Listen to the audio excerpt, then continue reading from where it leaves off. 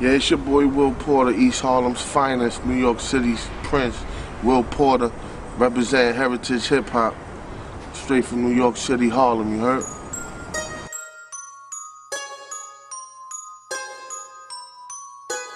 What's up, what's up? Welcome back, everybody, to Heritage Hip Hop. This is Karev right here, and I'm honored to cross the water to go see my New York family right here. Hip hop is bigger than what you do with your mans. Hip hop is what you do when you at a table by yourself, or when you washing the dishes, or hip hop is expression when it comes from your heart. So please introduce yourself to the people and let them know who you are. Well, my name's Will Porter. I'm from East Harlem, New York City, Puerto Rican. Born and raised in the projects. You're gonna hear it through my music. Got nothing to hide. And this is what I do. Hip hop, real hip hop. All right.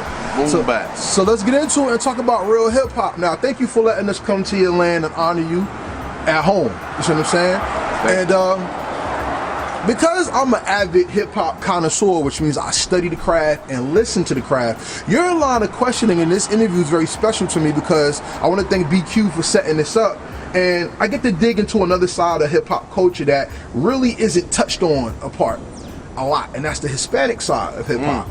Now, for anybody who's a hip-hop fan, you already know 2 years ago, a friend of mine asked me to say some MC rhymes, and when people get into hip-hop, they only focus on the DJ, and they only focus on the MC. Which is sad. But the Hispanic, Latino, and Spanish cultures, they're all three different things. Hispanic, Latino, and Spanish are three different things if you don't know.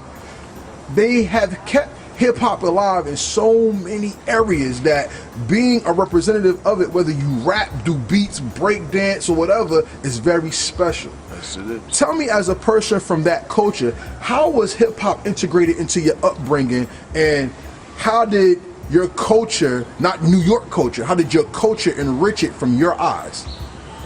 Well, my culture enriched it due to the fact that before I even started writing rhymes, I was listening to salsa, merengue. I used to listen, I was a black sheep. I listened to heavy metal, jazz. I didn't even like hip hop at first. Okay. You know what I'm saying? And a group called Tribe Called Quest changed my life. You know what I'm saying? But it's definitely part of my culture, and I get upset kind of when people say, oh, Spanish rappers and the farthest they can go is Fat Joe. You know, people forget about Devastating Tito.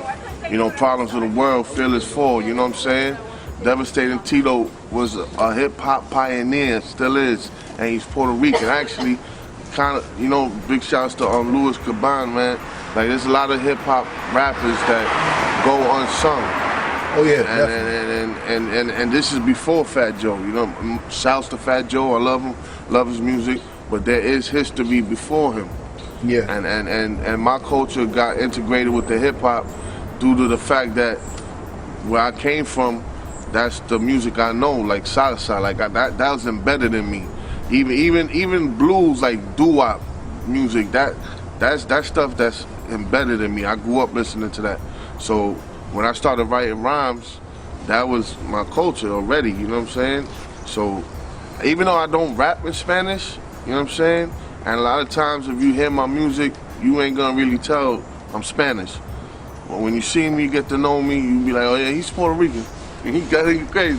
Nah, cause you have a classic video. I'm trying to remember the name of it. We'll get into it a little later, where you got your mans with the flags by the cars, and you make sure you represent. Carry On. Carry On is a classic.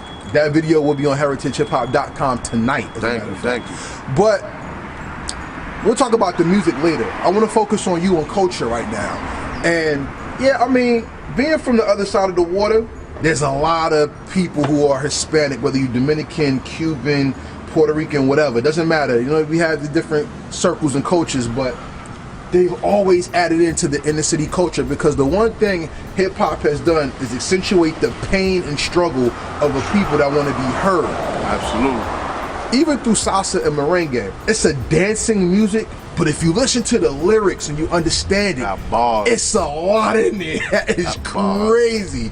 And I mean, if you only listen to the music, you know, you got Tito in them, but a good reference is this song from Pedro Navaja.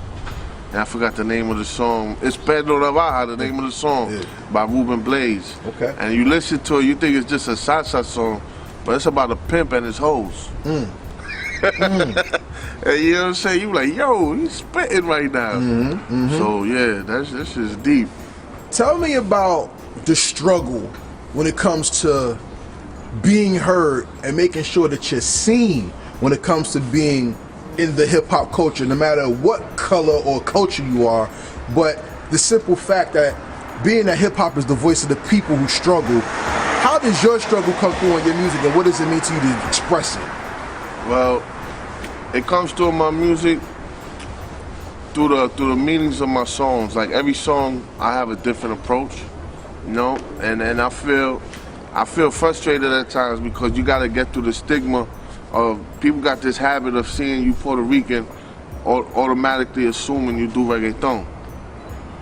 So I don't really like that. Now I'm not a reggaeton artist. I love reggaeton, I rock it, you know what I'm saying, but I'm not a reggaeton artist.